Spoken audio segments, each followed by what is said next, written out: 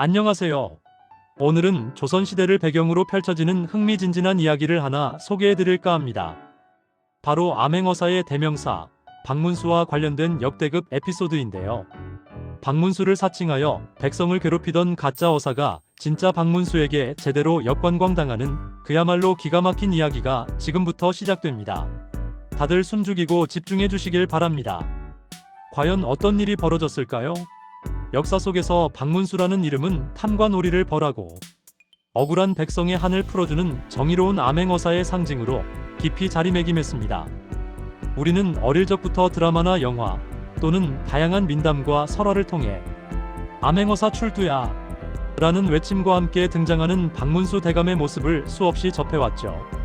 그의 이름은 마치 정의의 등불처럼 느껴지기도 합니다. 하지만 놀랍게도 조선왕조실록에는 박문수가 암행어사로 활동했다는 기록이 단 한 번도 나오지 않는다는 사실 알고 계셨나요? 이 사실을 처음 접했을 때 저도 적잖이 놀랐습니다. 실제 역사 속 박문수 어사의 행적을 잠시 더 깊이 살펴보자면 그는 영조 3년인 1727년 무렵 영남 지역의 별견어사로 파견된 적이 있습니다.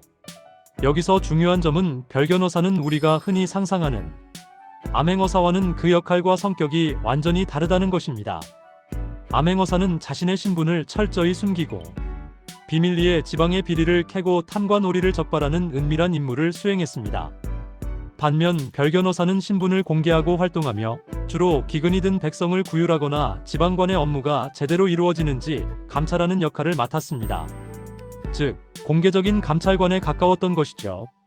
박문수가 이처럼 어사로 파견된 횟수도 평생 통틀어 4차례에 불과하다고 합니다. 암행어사로서의 임무를 수행한 적은 한 번도 없다는 것이 역사적 사실입니다. 그럼에도 불구하고 박문수가 왜 우리 민족에게 암행어사의 대명사이자 정의의 상징으로 기억되고 있을까요? 여기에는 그의 강직한 성품과 백성을 깊이 사랑하는 마음, 그리고 탁월한 행정 능력이 복합적으로 작용한 것으로 보입니다. 박문수는 이인좌의 난을 진압하는데 큰 공을 세워 그 능력을 인정받았습니다. 이후 경상도 관찰사로 재직하며 굶주린 백성들을 구제하고 어지러웠던 민심을 수습하는 데 지대한 공헌을 했습니다. 또한 영조의 탕평책을 강력히 지지하며 그의 곁에서 국정을 충실히 보필했던 명재상이기도 합니다. 이러한 실제 공적들과 백성을 위한 헌신적인 자세가 민중들 사이에서 입에서 입으로 전해지며 점차 암행어사 설화로 꽃피우게 된 것이라 할 수 있습니다. 억울한 자를 구제하고 횡포를 부리는 자를 엄히 벌하며 가난하고 소외된 사람들을 돕는 박문수의 모습은 당시 고단했던 백성들이 꿈꾸던 이상적인 어사의 모습 그 자체였던 것이죠.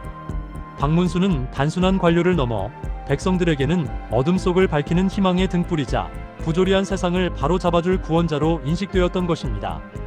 전국 각지에서 전해지는 수많은 박문수 설화들은 그의 이름이 곧 정의의 상징이자 백성의 편이었음을 여실히 보여줍니다. 문헌 설화로는 그의 재치 있는 중매담이나 물 깃는 여종과의 대화 이야기 등이 전해지며 그의 인간적인 면모를 엿볼 수 있습니다. 하지만 구전 설화에는 탐과 놀이를 징취하고 백성을 구원하는 영웅적인 이야기가 압도적으로 많습니다. 이는 민중들이 박문수에게 어떤 역할을 기대하고 염원했는지를 극명하게 보여주는 증거라고 할 수 있습니다.